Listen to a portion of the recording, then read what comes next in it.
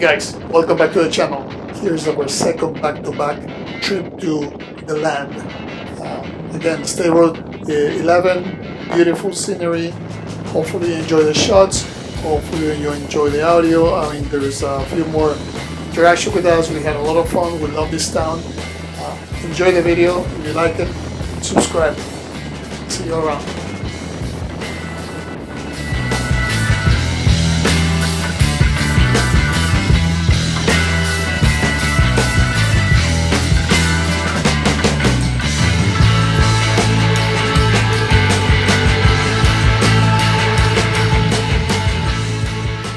Mira, we are here at Chicas Cuban Café.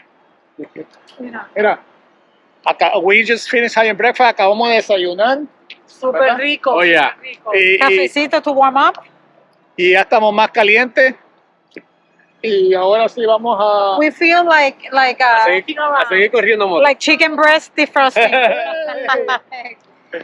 Like when you defrost chicken breast little by little, like it's like yeah.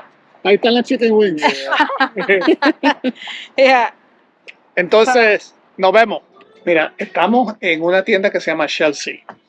Y una de las cosas que nos pasan casi siempre acá es cuando vamos de pueblito en pueblito, vamos a boutique shopping, entonces las niñas están probándose ropita, pues está en oferta, ¿verdad? Ya tú sabes. Y pues, Aprovechar para ella. eso es parte del negocio, ¿verdad? Happy wife, happy life. Exacto. And now it's time for dessert.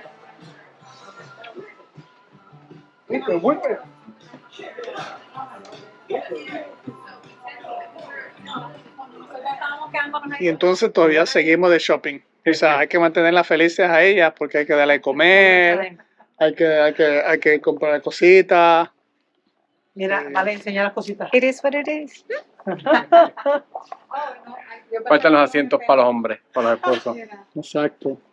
Ustedes pobrecitos, come on, I mean, come on, look at you, you're hanging, tiene unos pantalones hanging from your, waiting to try on. That doesn't happen on camera, he doesn't show that on camera.